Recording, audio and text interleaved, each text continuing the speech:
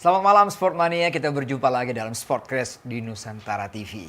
Seperti biasa dan selalu saya ditemani oleh jurnalis senior kami, Bung Roni Pangemanan. Apa kabar Bung? Baik Bung Boy. Waduh, selamat malam. segar ceria sekali. Ya, harus dong. Iya. Baru habis selesai menang toh. Oke. Nah, tamu kita malam hari ini, wah ini udah nggak asing lagi. Ini spesial. Spesial. Spesial. Iya kan, spesial ini. Ada Coach Rahmat Darmawan, lebih dikenal dengan RD. Coach RD. Wih. Selamat malam. Selamat malam. Coach, apa kabar? Alhamdulillah kabar baik, Bang. Sehat, Bu? Alhamdulillah Iya. baik. Wih, lama juga ya. Iya, sudah lama. Lama. Saya terakhir ketemu Coach di Banjar. di Banjar, ya? Iya, saya lihat waktu itu masih mimpin Barito kan, beberapa kali. Kalau main bola ya pasti Persija dulu, kita lihat lah. Iya, iya. Zaman-zamannya kita masih meliput Bung Ropan. Iya. Beliau masih beraksi. Itu. Kalau posisi dulu apa? Bung Ropan tebak posisi dia apa dulu? Waktu main di Persija maupun di Yang Timnas. pasti bukan back coach ya. Tuh. Tapi pernah. Pernah, iya. Pernah. Tapi coach lebih bagus bermain di tengah atau ke depan. Depan. dia. Depan. Kalau lebih ke- Naturalnya depan ya Coach dulu ya. Iya, di Persija saya ada dua posisi, main striker dengan main sayap Betul. kanan. Ya, Udah tapi pasti gitu. pernah di akhir ketika habis SEA Games 93, saya main back kiri itu kan. Oh, back kiri. SEA Games 93, Iya. saya main back kiri. Iya. Ya pertama kali kita pakai pola 352, itu ada wing back. Padahal kaki saya kanan, saya ditaruh di kiri. Itu dan saya main terus reguler tuh main di SEA Games 93. Nah, terus habis itu pulang saya Persija ditaruh di back kiri. Jadi pernah. Itu pelatihnya siapa sih game Waktu itu Ivan Toplak. Wah ini Sejarah itu. Ini saya baru tahu ini. Coach tiba-tiba ditaruh itu dan bisa. Itu kenapa tuh, Pak? Yang pertama waktu itu, kita pakai formasi 352. Di mana 352 kayak sekarang ini 4-3 ya. Iya. Jadi wing back. Ya, saya persis kayak Verdong. Oh, Verdong. Jadi saya diminta untuk infilter. Nah, jadi Iya, karena iya. saya capping keluar bukan untuk cross bola, ya, tapi saya disuruh infilter, kemudian saya lakukan shooting ke gawang atau kombinasi play, saya ke dalam. Oh. Jadi Oh, itu. sebetulnya taktik yang seperti sekarang sepak bola modern itu dari dulu sudah ada. Sudah dilakukan dari Cuma dimodifikasi sekarang. Kalau dulu kan kayak main 3, 2 libero. Iya. Kalau sekarang enggak, sekarang flat. Flat. Nah, seperti itulah. Jadi yang membedakan itu. Cuma kalau ide-ide sebetulnya pelatih yang dulu dengan yang sekarang ini sebetulnya cuma kayak siklus saya bilang. Modifikasi. Iya. Jadi pola itu terus berganti dari tahun ke tahun dan dimodifikasi lagi. Iya. Kayak baju aja lah Bang. Iya. Ya, baju dulu seneng cut bray kan. Sekarang beberapa muncul lagi cut bray. Karena saya agak cutbreast. Jadi dulu lebih banyak masuk cut inside terus nih. Oh iya. Dulu saya cut inside, Inside. shooting. Shooting. Atau kombinasi play. Ya, Jadi striker pernah. di kanan dan juga di back kiri. Iya. Oke, Coach Bung Ropan, kita mau Ya. bicara sedikit lah, agak review mengenai hasil dari pertandingan di Senayan Ya. kemarin. Nah, saya mau tanya ke Coach nih, mungkin Bung Ropan nanti juga bisa menambahkan. Ya. Perubahan signifikan apa yang Coach lihat di ketika bermain di Sydney dan ketika bermain di Ketika. Senayan? Oke. Ya. Yang pertama saya soroti soal formasi. Ya. Formasi. Iya. Formasi kita make tetap sama 3-4-2-1, tapi ada pendekatan taktikal yang berbeda. Kalau di pertama itu kita main 3, tapi 3-nya central defendernya J.I. Jazz, Iya. Iya. itu diperintahkan untuk ketika kita menguasai bola dia pergi, meninggalkan 2 central defender kiri Iya, dan kanan. Iya. Dia pergi. Jadi yang tertinggal waktu itu hanya ada Verdong dan Mes. sama Misilgers. Ya. Dan itu yang membuat sering saya bilang ini problem struktur ketika menghadapi counter attack. Itu satu yang lawan Bahrain mereka ubah. Justru JIJs yang tinggal di tengah, lalu Rizky Ridho di kiri dan kanan. Iya. Improvisasi build up dilakukan oleh 2 sisi kanan dan kiri, oleh Hapner atau Rizky Ridho. Makanya Rizky Ridho berapa kali sukses ketika dia build up, dribbling bola, dia lihat dia passing ke kanan Iya. atau dia switch play ke kiri. Betul. Ya, itu peran itu dirubah. JIJs sekarang total dia tahan. Dan posisi ketika fullback ini pergi, bukan fullback, ketika central Wah, defender kiri kanan ya. dan kiri Kiri, pergi, ya. itu Pelupesi yang Pelupesi yang mengcover. Ya, ini menarik. Nah, kemudian yang berikutnya Iya. perubahan penempatan posisi pemain. Iya. Saya tertarik itu dan saya waktu itu juga bertanya dalam hati, kenapa Kelvin Verdong kok main di central defender kiri? Iya. Kenapa nggak di wingback kiri? Iya. Karena kalau dia Posisi di natural wingback dia kiri, itu ya. dia punya kelebihan itu membantu di dalam menyerang. Karena dia agresif sekali. Iya, Mungkin iya. kita masih ingat bagaimana peran dia ketika kita menang sama Arab Saudi. Arab Saudi. Ya. Iya. Wah, itu Dia luar biasa. ada Dari kanan. sampai di kanan. Di kanan, padahal di kiri dia masuk. Iya. Jadi improvisasi pergerakan dia itu menyulitkan lawan. Dan kemarin itu saya bersyukur dia dikembalikan lagi posisinya main di wingback kiri. Iya. Nah, kemudian yang kedua masuknya Pelupesi menggantikan Nathan Chow. Chow Iya. itu efektif. Kenapa? Iya, Nathan jujur kemarin dia mungkin performa dia lagi menurun karena memang kita tahu Di klub dia jarang main. klub dia jarang main. Jarang main. Agustus terakhir loh dia Iya, main. main. Iya. Jadi kalau saya lihat memang problemnya dia di situ. Kemudian di depan adanya Ragnar Oratmaun juga merubah suasana atau situasi di lini depan. Nah, inilah perubahan yang menurut saya dilakukan dan berimpact positif, terutama kinerja JIJs untuk tidak diberikan keleluasaan untuk dia pergi. Dan karena Biasanya dia selalu agak lawan Pindah Australia. Iya. Justru ketika kita mengambil taktik dengan high press, High press, ya kita kurang mengantisipasi, kita punya tim sip kurang mengantisipasi terhadap counter attack lawan, sehingga kita kalah. Nah, inilah perubahan strategi juga salah satu yang bisa mempengaruhi kenapa kemarin kita terlihat lebih efektif. Right. Ya. Wah. Nah, Bung Ropan mau Kalau tambahkan? di Australia, Coach, kita lihat kan ada dua gelandang di situ. Ada Nathan sama Tom Hai Yes. yang bermain. Tidak begitu kelihatan Tom Hai bekerja keras dibandingkan dengan kemarin lawan Bahrain. Lebih bagus bermain karena ada Pelupesi. Betul. Menurut Coach gimana tuh penempatan? Iya, Dua main tuh. saya setuju. Karena fungsi 2DM 2DM, ketika kita main lawan Australia kemarin nggak begitu, berfungsi ya. dengan baik. Baik. Jadi ketika si JIJs pergi meninggalkan posnya, bahkan dia bermain di atas 2DM kita. 2DM. Itu covering terhadap posisi yang ditinggalkan JIJs itu tidak terjadi. Ingat gol ketiga? Gol kedua ketiga. juga, ya. Oh, ya. Iya, yang dia syuting ke gawang, bola rebound rebound lagi. lagi. Itu nggak ada kan satu DM yang berusaha untuk ketika terjadi syuting untuk dia pergi ke belakang untuk mengantisipasi second ball. Dan dia kosong di situ. Iya, Berdiri dan kosong. dia buat Jack Irvine gerakan gol yang ketiga, kedua kan? lagi. Iya. Padahal ada Nathan yang dekat dengan dia, Nathan Yes, justru. Iya. dia tidak menutup ruang di sana. Iya, iya. Jadi itu sesuatu yang menurut saya berubah di pertandingan yang kedua. Right. Karena begitu sebelum terjadi apapun, antisipasi terhadap semua hal yang berkaitan dengan pertahanan langsung Pelupesi yang ambil Pelupesi alih. Atau kadang-kadang Tom Hai yang ambil alih. Ya. Karena yang menarik kemarin juga keseimbangan dalam menyerang itu dijaga, sangat diseimbangkan dengan ketika Kevin Dix pergi, maka Pelupesi yang akan mengcover posisi sebelah kanan. Tom Hai tahan. Kemudian pada saat Kelvin Naik naik, maka Tom Hai yang akan mengisi di sana, Iya. Pelupesi yang 100% menahan. ada di tengah itu. Ada di tengah. Jadi itu lebih aman ya, bermain dengan dalam strukturnya atau tim shipnya di pertahanan tuh 3+1. Saya istilahkan dengan 3+1. 3+1. Iya. Jadi keseimbangan di tengah dapat benar tuh kemarin ya. Di belakang dapat, dapat, di tengah dapat. Iya, iya. Bung Ropan punya catatan khusus melihat perbandingan antara di Sydney dengan di Iya, Jakarta? jadi apa yang dikatakan Pak Coach RD ini memang persis sekali Boy kalau bisa melihat perbedaan itu, dan saya menaruh di sini ada perubahan dengan kehadiran dua pemain justru yang tidak bermain di Australia. Justin Hubner masuk sana dan juga dengan Orat Mangun. Iya. Kehadiran mereka berdua memang sangat berpengaruh dalam tim. Di saat kita ingin merebut poin ya 3 poin di GBK, dan memang kelihatan sekali kan ada dua ini lebih enak kita bermain. Apalagi dengan penempatan Joe Pelupesi. Menurut saya itu suatu hal penemuan yang oke.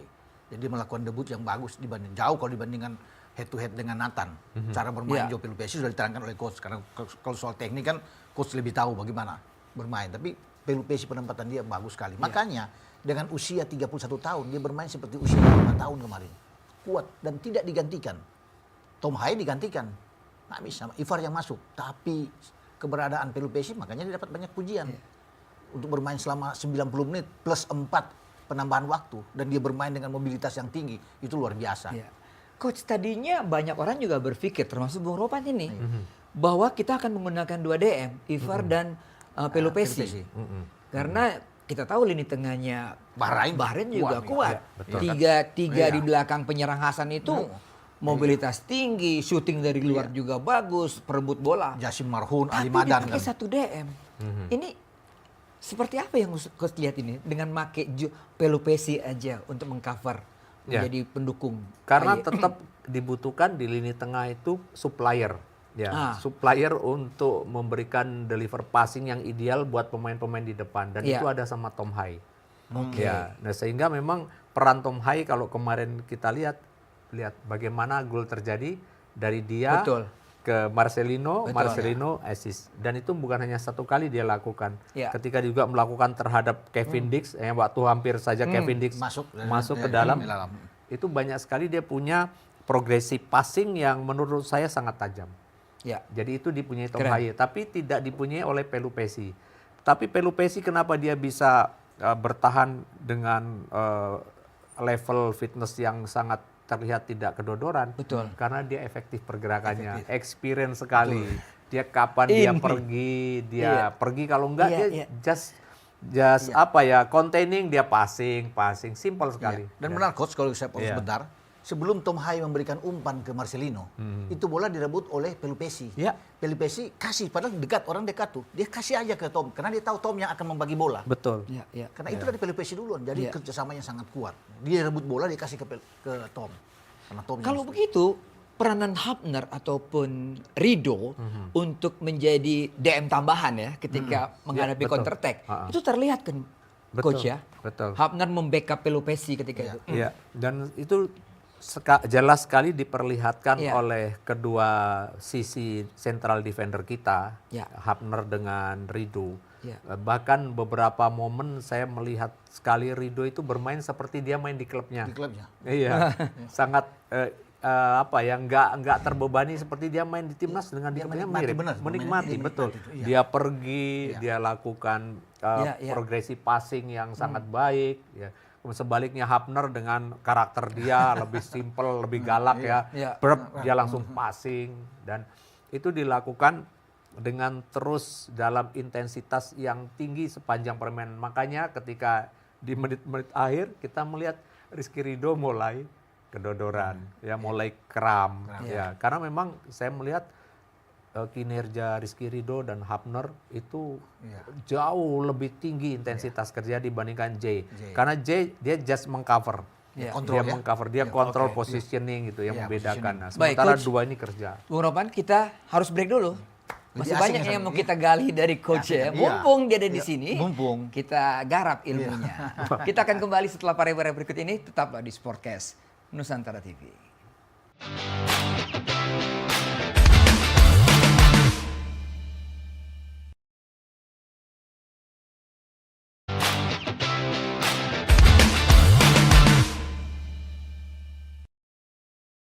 Kita kembali ke Sportcast Nusantara TV. Coach, dengan akhirnya kita kembali dengan skema 3-4-3 ya. Mungkin dulu juga sudah diperkenalkan sama STY. Memang itu tepat buat kita. Walaupun memang banyak alternatif sesuai dengan lawan atau sesuai dengan juga materi pemain kita. Tapi pemakaian 3-4-3 kemarin tepat. Ya, untuk sementara waktu memang menurut saya kita jangan terlalu banyak memodifikasi pola. Karena kenapa? Patrick Kluivert ini kan baru datang ya. Sementara pemahaman para pemain dengan pola yang sudah kita gunakan sekian banyak pertandingan bersama timnas ini. Sehingga itu yang ideal. Nah, tinggal sekarang yang membedakan apa? Memodifikasi beberapa tugas kepada mereka. Kalau yang di pertama itu memodifikasi tugas terhadap JIJ nggak sukses. ya, nggak sukses. Itu sama main 3-4-3 atau 3-4-2-1, tapi nggak sukses. Kenapa? Karena ada modifikasi yang terlalu ekstrim, dengan akhirnya tidak menjaga keseimbangan ketika bertahan. Nah, kemudian kemarin diputuskan kita main 3-4-3 seperti main sebelumnya, dan ternyata lebih efektif. Mengembalikan Verdong lagi di wingback, bukan lagi di central defender sebelah kiri, sehingga eksploitasi ruang kanan dan kiri bisa dilakukan oleh dua wingback kita. Dan itu menurut saya keputusan yang bagus. Dan sementara ini kalau tadi pertanyaannya apakah itu yang ideal, saya katakan di 2 pertandingan kemarin iya, tapi setelah kita mempunyai waktu, apakah nanti punya waktu persiapan cukup menghadapi China dan Jepang. Kalau kita mau main 4, saya pikir juga nggak masalah kalau sekali lagi pemahaman tentang permainan dengan 4 back itu kita ajarkan dengan satu drill yang waktunya cukup. Karena tetap butuh adaptasi terhadap pemain-pemain yang tidak terbiasa. Tapi menurut saya, Coach, memang lebih enak dengan 3 back yang sudah ada sama ini. Karena kan lawan Arab seimbang, seimbang. Lawan Arab kan dengan 3 back yang kemarin itu bagus bertiga, chemistry-nya dapat, Coach. Ya kan? Kemarin juga dengan Bahrain 3 ini. Jadi kalau main flat dengan 4 berarti salah satu harus korbannya antara Rido atau Yasin Hapner. Tidak mungkin Kevin Dix di kanan sama Verdong. Iya kan? Kalau flat mereka bermain bisa. flat. Iya, kalau misalnya coba dengan flat ya. Berarti salah satu akan cadangan. Ya mungkin. Makanya saya bilang, Coach, apakah memang tetap aja dengan 3 itu menurut Coach lebih enak untuk lawan Cina? Itu? Menurut saya itu pilihan yang paling realistis. Realistis, yang realistis kita tetap main dengan 3. Tidak banyak perubahan dan kita tetap menjaga keseimbangan. Pertanyaannya adalah kenapa Bahrain begitu buntu babak pertama untuk menembus 3 back kita itu, ataupun dengan DM kita satu orang DM yang begitu mobilitas tinggi.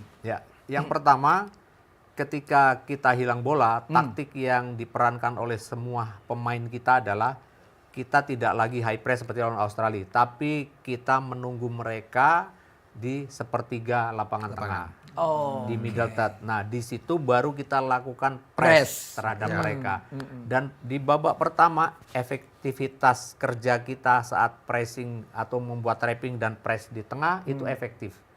Kita selalu sukses rebut bola di tengah, kemudian karena Bahrain pemainnya tertarik sampai lini atas, garis pertahanan yang tinggi, sehingga kita bisa direct pass ke Marcelino. Itu kan ada ruang Marcelino di kanan, di kiri.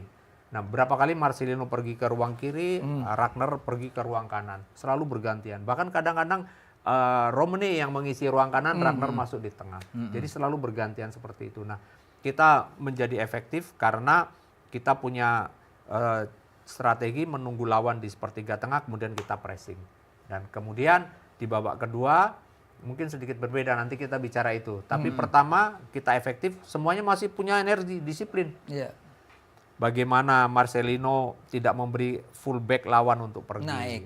Ragnar juga sama, dia tidak memberi ruang. Nah, sehingga mereka juga nggak bisa masuk ke zona pertahanan kita. Praktis hanya 1 tendangan loh dari hanya 1 on nomor target. 7. Dari Ali Madan. Betul, Ali Madan. Selebihnya nggak ada. Itu luar biasa pertahanan kita kalau cuma 1 tembakan on target dari 7 percobaan menembak yang dilakukan oleh Bahrain. Sementara kita ada 3 on target. Betul. Ada 3 tembakan on target. Dan dari 7 juga. Kembali ke 3 center back kita itu. Pujian Itses kepada Rido. Bahwa brilian sekali. Fenomenal permainan anak ini. Coachnya melihatnya seperti apa? Iya, saya melihat justru kemarin itu Rizky Ridho yang mengontrol 2 defender yang lain di belakang. Dia yang menjadi lead-nya. Karena saya melihat ya beberapa kali ada situasi out posisi bisa tercover oleh Rizky Ridho, benar. Contoh, ada satu momen di mana keterlambatan yang dilakukan oleh Jay menutup satu striker dia yang membuat gerakan check out, tapi Ridho mengantisipasi dengan dia lakukan tackling, dia intercepsi. Dan yang kedua, ketika Ridho melakukan satu clearance bola saat goalkeeper pun sudah out of posisi. Bola masuk ya kan? itu sebenarnya. Itu masuk. Tapi Rizky Ridho ada di posisi yang tepat. Jadi ada banyak momen Rizky Ridho membuat sesuatu yang luar biasa di pertandingan kemarin tanpa mengecilkan bagaimana kerja Hapner, bagaimana kerja Jay Ijes, tapi dia yang paling menonjol di antara 3 itu kemarin. Bung Ropan punya catatan mengenai Rizky Ridho. Artinya dia membaca bolanya ini bagus, tepat pada posisi timingnya pas kalau saya lihat coach ya.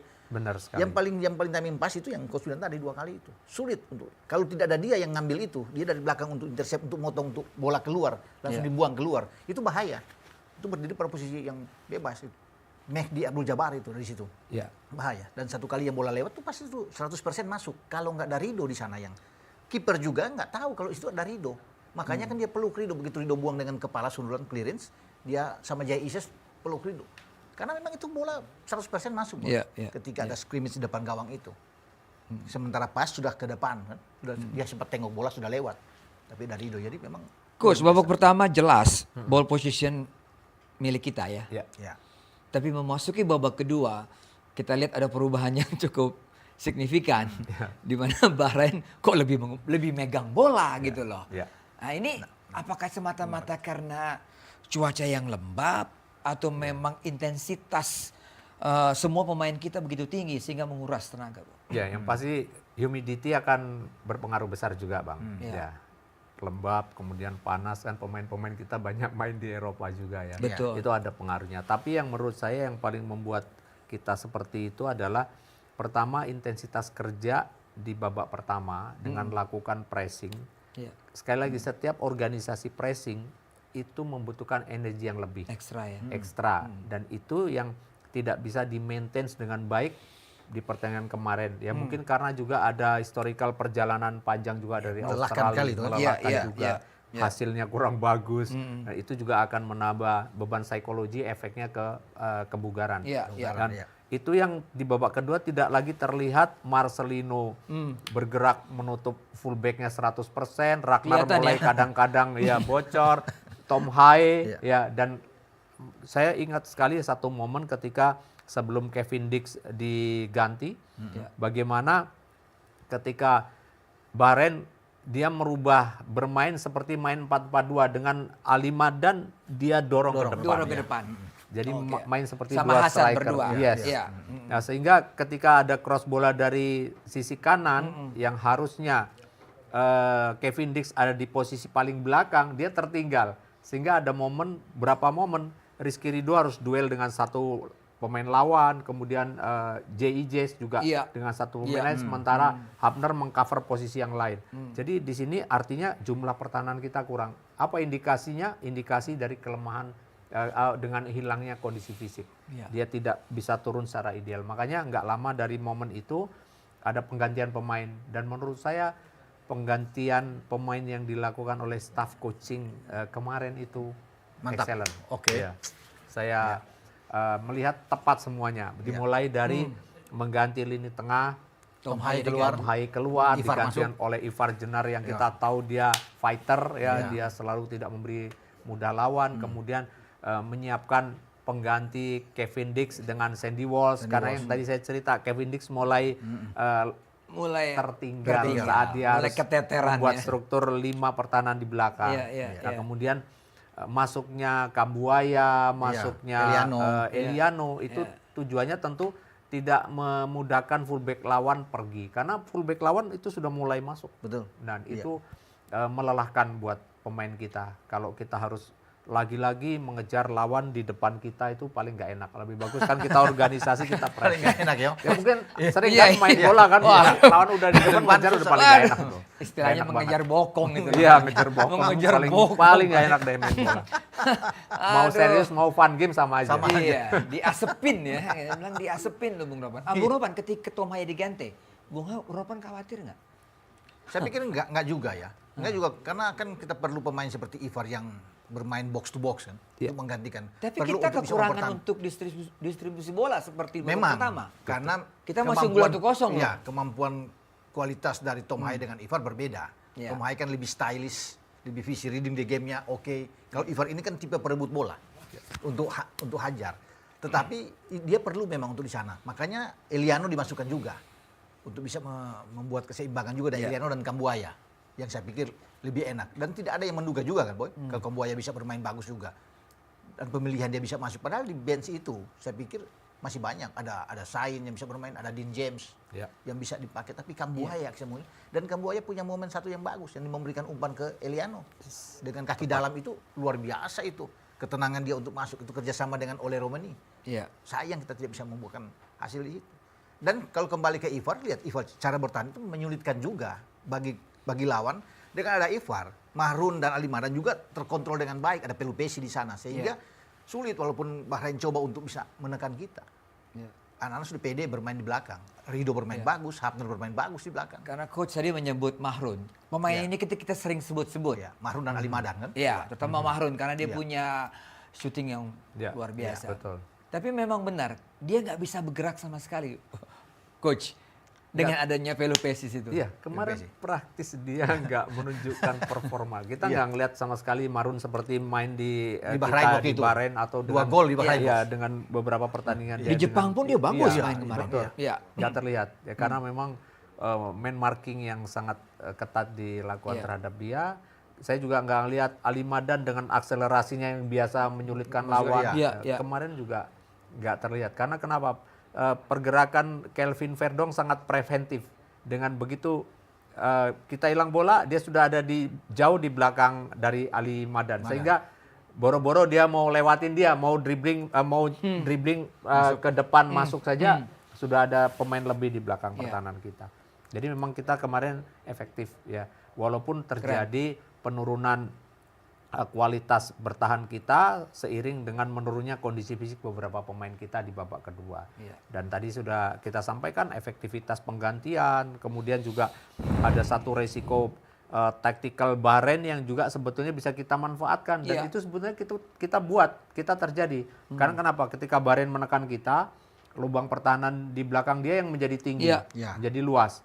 Nah, dan kita lihat bagaimana Kambuaya mampu memberikan assist ke tadi Iya, Eliano. assist-nya Itu pakai salah kaki satu luar lagi contoh ya. ya. Salah satu contoh bahwa begitu besar pertahanan yang dilakukan oleh Bahrain bisa kita Oke. manfaatkan. Kita break lagi, Coach RD, Bung Ropan. Ya. Ini makin asik nih pembicaraan. Karena yang ngomong pelatih Bung Ropan. Iya. Iya. Memang mantap punya. Coach gitu loh. Kita kembali setelah pariwara berikut ini.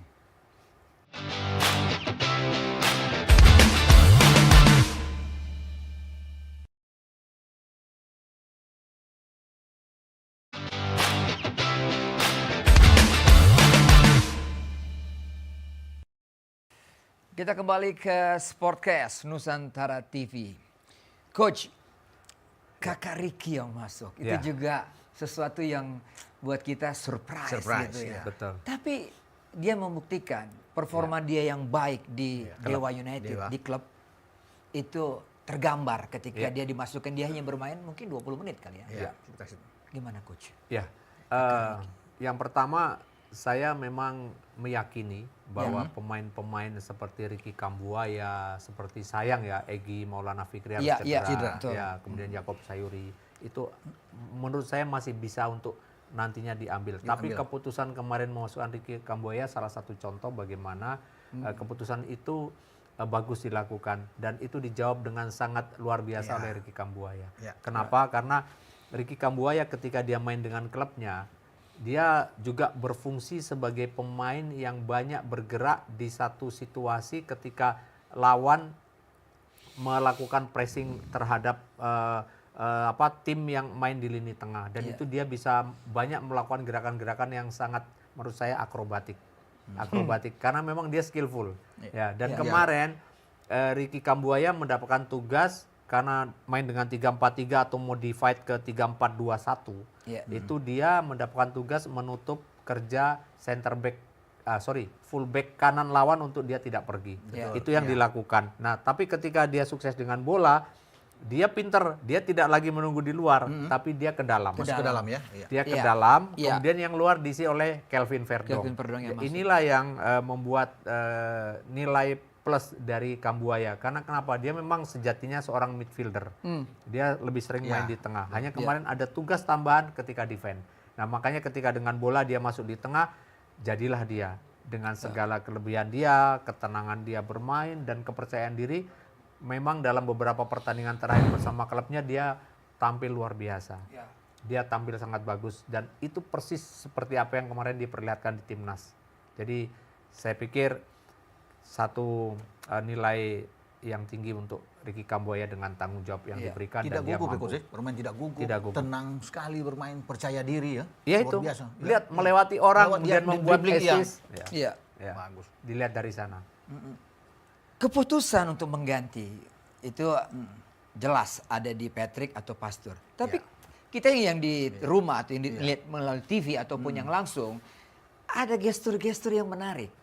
Ya, Patrick Kluivert, Pastur. Pastur yang wajahnya serius, Iya. PK yang berusaha untuk cool gitu ya. Gimana coach? Iya. Melihat keputusan-keputusan ya, baik Iya. keputusan mengubah skema ataupun keputusan mengganti pemain. Kalau dilihat dari luar lapangan dan selalu televisi men-shoot mereka ketika terjadi sesuatu dan diskusi. Semua penggantian sepertinya ada diskusi dulu antara Patrick Kluivert dengan Pastur. Ini Pastur. Itu Terlihat yang ya. terjadi. Iya. Kita lihat ketika sebelum pertama penggantian terjadi di lini midfield, itu ada diskusi. Kemudian keluarlah si Tom Hai, Iya. masuk Jenner. Iya. Sama ketika akan melakukan penggantian terhadap Kevin Dix, bahkan ketika Kevin Dix mengatakan saya jangan diganti, ya itu mereka kembali diskusi lagi, lalu melakukan penggantian yang kedua terhadap masuknya Ricky Kambuaya dengan Eliano. Nah itu ada diskusi. Artinya kenapa? Sepertinya memang antara Kluivert dengan Pastor ini selalu membuat keputusan yang harus dilakukan itu melalui proses komunikasi dua pelatih. Bukan karena Patrick punya kemauan, ya kan? Dia harus berdiskusi dulu. Iya, ya kan? jadi harus dia selalu mungkin Bicara ingin dengan- mencari insight dari iya. keputusan dia. Jadi itu yang dilakukan. Ya, dan Iya. menurut saya itu wajar kok. Wajar. Nggak ada masalah. Sehat.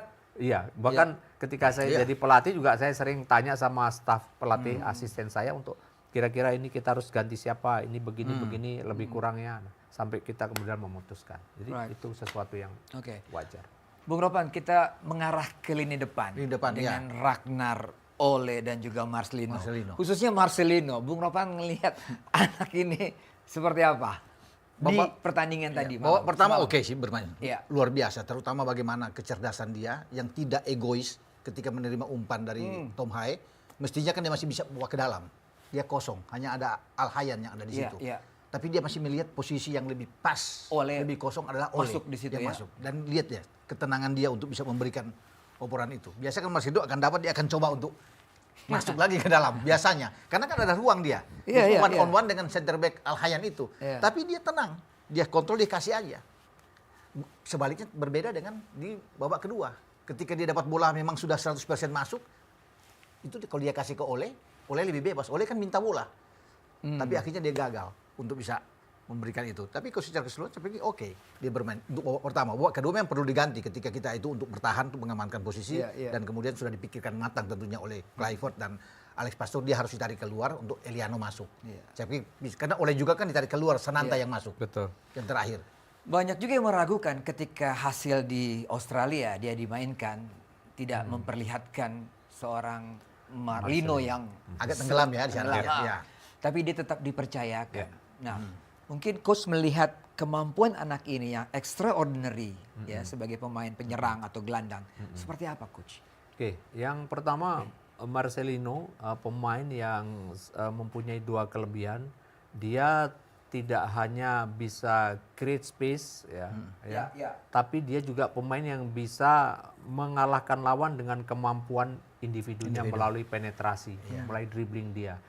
Ini yang kelebihan Marcelino. Tapi dia juga tenang ketika dia harus mengeksekusi beberapa peluang. Walaupun kemarin dia dapat satu peluang yang biasanya dia masuk. Ya, dan itu kemarin luput.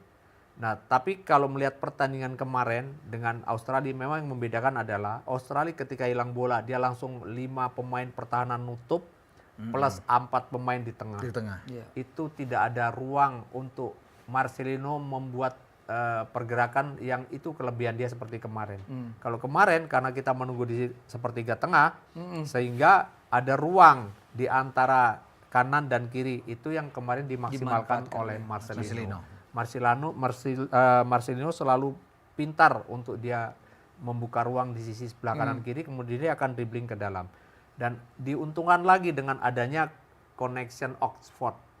Dua pemain ini kan main di satu klub, sehingga sepertinya Marcelino Betul. juga sudah sangat paham Iya. terhadap pergerakan dari Ole. Ole. Jadi kemarin bagaimana lihat dia satu kali dia feinting, kemudian dilihat passing ke Ole Romani. Mata seorang pelatih melihat Ole itu seperti apa? Ole striker yang sejauh ini yang dipunyai oleh timnas. Sorry, dia inilah- bukan nomor 9 ya? dia Bukan striker. Sebenarnya nomor 10 juga bisa bermain. dia bisa nomor 9. Kenapa? Karena dalam beberapa momen dia juga mampu hold bola untuk menunggu momen pemain kita support untuk dia kombinasi sebagai target player. Iya. Tapi dia juga mampu menyelesaikan peluang dengan kemampuan dia sendiri. Iya. Dan dia juga mampu membuka ruang ke sisi kanan kiri untuk dia penetrasi, dia cutback. Jadi memang menurut saya sejauh ini dia sudah perlihatkan semua kemampuannya walaupun baru 2 pertandingan. Dan 2 gol. Iya, dan 2 gol. Terlepas dari golnya, tapi beberapa momen dia buat menurut saya dia punya kelebihan sebagai seorang striker yang bisa menggunakan 2 fungsi sebagai target player dan sebagai pemain yang bisa menyelesaikan masalah dengan sendiri. Artinya secara kemampuan pribadi dia bisa. Bagus. Berarti 3 penyerang kita tuh benar-benar penyerang yang mampu megang bola, punya dribbling yang bagus, bisa juga membuka lapangan karena Ole juga sering beraksi di sebelah kiri. Agak berbeda gitu. dengan kalau di Australia kan dia bermain lebih di belakang Rafael Struijk yang di depan. Dia bisa lebih bebas untuk bisa bermain di situ. Tapi kemarin kan memang benar-benar dia ada di sana. Dan dia bisa bergerak, bisa menarik lawan kan bagus. Nggak akan di satu tempat. Nah, contohnya kita lihat bagaimana kombinasi dia dengan Kambuaya. Kambuaya itu masuk dari tengah, Ole lagi pegang bola. Sebelum dia memberikan ke Reinders. Ketika Kambuaya masuk, Ole yang kasih perpindahan itu. Baru Kambuaya flick dengan kaki kanannya. Itu luar biasa. Dia bisa keluar, bisa menarik keluar, bermain. Pemain yang memang punya kecepatan, skillnya bagus, kalau saya lihat. Ketenangan dia. Lihat Ole kalau pegang bola. Sulit direbut kan. Dia pegang bola kontrol. Striker yang baik memang. Tapi perlu untuk di depan kita tanya ke coach, memang perlu ada tambahan nggak? Kalau hanya dengan Ole, apakah bisa nggak untuk pertandingan berikut coach? Kalau melihat lini depan kita. Karena Lino terkena kekumulasi kartu. Karena akumulasi. Untuk melawan Cina dia tidak akan dimainkan. Ya. Menurut coach bagaimana? Ya, jujur kemarin kita memasukkan Eliano Reyners di babak kedua. Tapi saya harus jujur, saya katakan dia kemarin nggak efektif.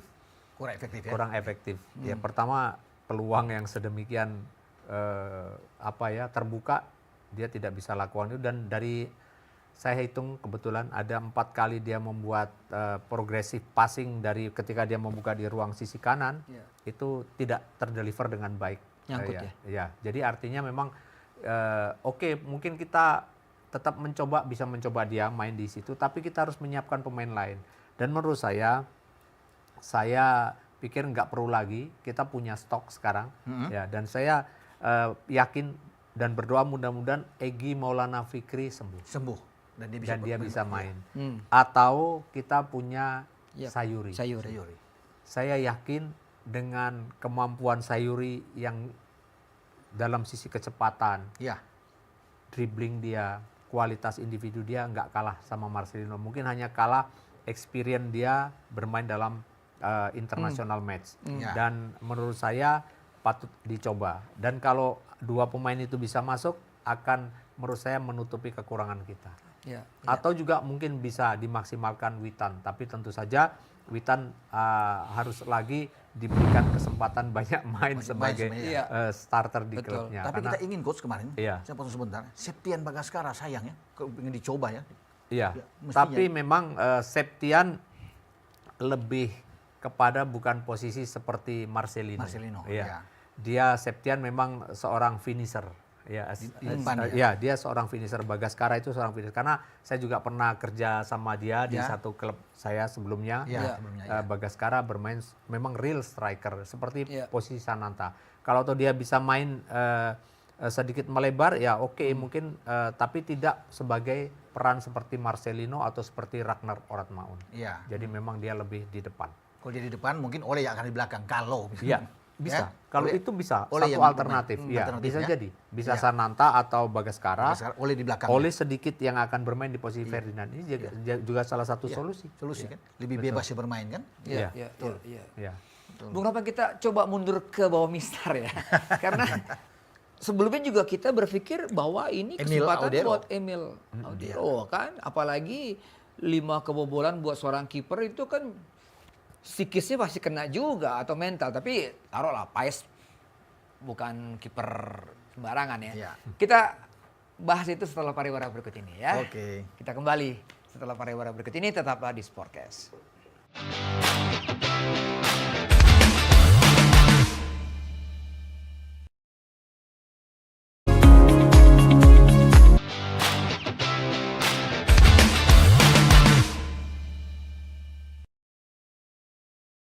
Kembali ke pertanyaan tadi Bung Ropan, Martin Kiper. Paes. Ya.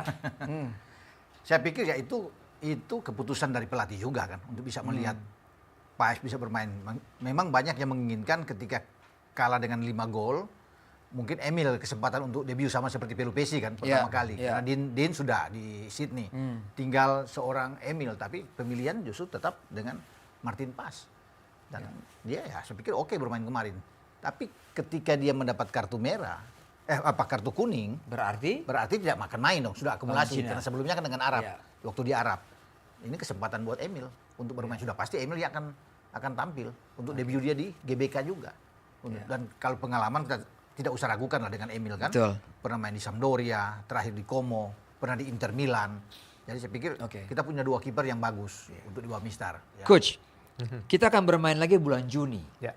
Ya kan? Ada kurun waktu yang cukup jauh dari sekarang sampai bulan Juni. Ya. 2 bulan lebih. Ya. 2 bulan lebih ya. Nah, ini bukan berarti tidak ada PR buat, kalau tadi catatannya kita harus membenahi endurance para pemain, ya kan?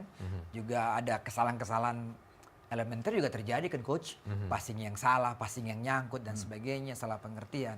Nah, dalam waktu 2 bulan ini, kira-kira PR-nya apa buat trio Kluivert dan juga Pastor? Yang pertama kalau tadi disinggung soal endurance, saya pikir itu nggak ada opsional ya. Jadi ini bukan masanya lagi untuk kita memberikan latihan fisik, latihan yang membebani mereka, justru nanti akan melemahkan mereka, nggak waktunya lagi. Karena memang di timnas Indonesia itu atau di timnas negara manapun itu nggak lagi latihan fisik ketika kita dalam persiapan dari satu pertandingan. Karena memang hanya 4 hari atau 3 hari bahkan kemarin malah 2 hari itu di Australia, di Sydney 2 hari, di Sydney 2 hari kan. Jadi memang di situ kan lebih banyak bagaimana merecovery mereka dari mungkin jet lag, kemudian penerbangan yang begitu lama, kemudian juga kompetisi yang begitu padat di klub masing-masing. Ya, justru memberikan recovery yang cukup. Kemudian yang diisi lebih banyak kepada tactical di dalam latihan itu. Yang kemudian apa yang harus kita lakukan menghadapi China? Menurut saya adalah kita terus semakin intens untuk membangun chemistry yang tadi saya sampaikan di awal, ya antara staf pelatih dengan pemain dan antara pemain dengan pemain. Dan ini saya berharap sebetulnya kalau di dalam masa 2 bulan ini itu kalau ada mungkin ada FIFA Match Day atau friendly match dibuat, itu akan sangat ideal sekali ya. Jadi itu akan sangat ideal karena itu kan sangat membantu kinerja tim ini untuk menghadapi China. Tapi kalau memang itu tidak ada lagi momen untuk itu, maka saya pikir apa yang sudah diperlihatkan tim ini dengan lebih kurangnya tentu akan menjadi bahan evaluasi. Karena kalau dibilang staf pelatihan ini tidak menutup kritik, tidak menutup komunikasi, pasti nggak berubah kemarin. Tapi faktanya berubah. Berubah artinya mereka mau mendengarkan kok. Ya, walaupun mungkin mendengarkan apakah yang pasti dari staf kepelatihan mereka ya, mereka diskusi membuat sebuah keputusan. Tinggal mempertahankan apa yang sudah mereka lakukan, kemudian menganalisa, mengobservasi mana yang kira-kira akan disiapkan pertandingan menghadapi China dengan absennya 2 pemain kita, ya terutama di goalkeeper dengan Marcelino. Nah, itu segera disiapkan. Lalu kira-kira siapa yang paling berpotensi untuk menggantikan posisi itu dengan segala alternatif yang sudah mulai saya pikir mereka pikirkan juga. Dan yang paling penting adalah terus menjaga motivasi semua pemain untuk benar-benar fokus kepada pertandingan itu. Ya. Karena ini pertandingan yang maha penting, yang untuk kita bisa mengukir sejarah apakah kita masih punya peluang atau tidak menuju World Cup. Ya. Nah, hitung-hitungannya seperti apa nih, Bung Ropan? Posisi kita sekarang ada di posisi keempat. Iya. 1 poin dengan Arab Saudi yang ada di posisi ketiga. Sebelum kita ke sana saya tertarik nih apa yang dikatakan Coach RD. Saya kira bagus ya kalau memang tim ini ada satu pertandingan uji coba, Coach, untuk friendly itu ya. Kalau memang ada. Nah, waktunya kita panjang, Coach. Karena semua kompetisi di Eropa itu paling tidak tanggal 25 Mei udah selesai. Artinya kita masih punya 10 hari persiapan, lebih panjang untuk ke tanggal 5. Ya kan?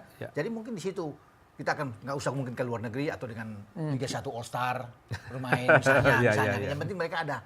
Untuk 10 hari itu cukup, Coach, panjang.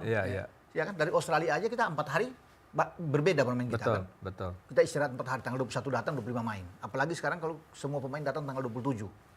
Ya, bermain tanggal 5. Waktu kan panjang kok untuk bisa ada.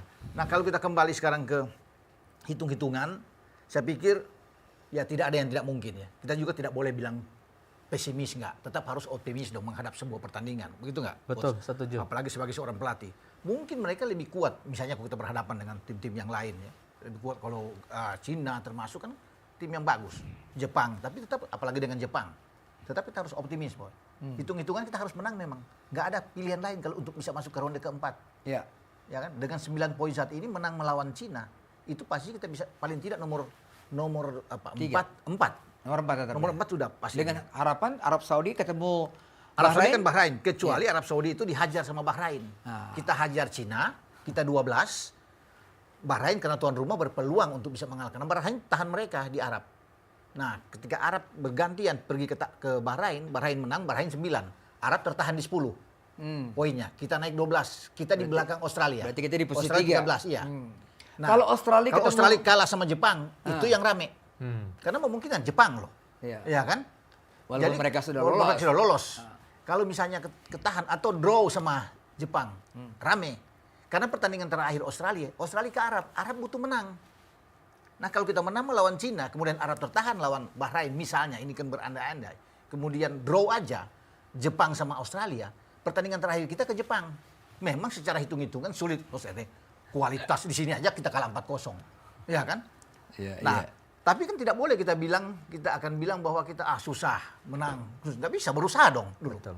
Harus berusaha dong. Ya, boleh mereka diunggulkan, tapi kita tetap masih ada itu. Untuk dapat seri ya sudah bagus. Kalau kita seri di sana udah bagus. Paling tidak itu kita bilang tadi peringkat 3 atau 4. Ya kan? Lain halnya kalau Australia menang melawan Jepang, ya sudah 16 poin susah dikejar. Berat. Udah pasti nomor 2 mereka. Otomatis mereka langsung melenggang. Ya. Tapi kalau Jepang fight misalnya terjadi sesuatu di sana, Jepang menang katakan atau imbang, nah itu rame. Mereka tertahan di 13, kita di 12. Berarti kita harus raih 6 poin. Ketemu Cina dengan ketemu Jepang harus 6 poin. Iya. Paling tidak kita amankan dulu Cina sebelum ke Jepang. Cina dulu kita fokus ke Cina dulu lah. Karena itu yang paling penting kan, untuk mengamankan realistis. Kan kita main di kandang nih. Betul. Realistis kita pasti ikut ke putaran selanjutnya walaupun memang lawan-lawan menunggu berat, tapi kan kalau dari Timur Tengah bisa lah kita ya. Kita lebih kalau kita diskusi tadi bagaimana? Dari Timur Tengah dibandingkan dengan Korea? Ya. Ini beda ya. Tim kita ketemu dengan dari Korea atau Jepang dengan Timur Tengah itu beda. Gimana, Coach? Ya, memang saya beberapa kali secara fakta dan saya pernah bermain juga bersama mereka, melawan mereka, bahkan tim saya pernah gitu. Memang lebih sulit ya. Lebih sulit pemain kita menghadapi Asia Timur daripada Timur Tengah. Timur Tengah. Ya, jadi memang itu seperti sebuah tradisi ya. Tapi memang faktanya demikian. Kenapa? Karena memang kita sering kalau menghadapi negara Timur Tengah itu problemnya hanya di melawan set piece mereka dulu. Karena mereka punya postur yang lebih tinggi. Tapi sebetulnya menurut saya bukan soal postur, soal mentalitas untuk kita berani challenge ketika terjadi set piece. Kita kemarin jujur, contoh lah, Rizky Ridho kan nggak terlalu tinggi sekali. Tapi ketika dia terjadi set piece, Rizky Ridho itu selalu paling susah lawan yang di man marking dia buat gol. Karena dia selalu challenge, dia selalu melompat dan menyulitkan lawan. Sebenarnya bukan soal tinggi badan, tapi mentalitas kita untuk berani duel dengan yang lebih tinggi. di sana. Karena paling nggak kalau kita ganggu dia nggak bisa presisi untuk menentukan bola mau dikemanakan. Ini satu contoh aja. Jadi artinya kita balik lagi ke situasi peluang tadi. Kalau kita kemudian nanti melawan Cina, mudah-mudahan kita bisa menang. Ya, dan harus menang.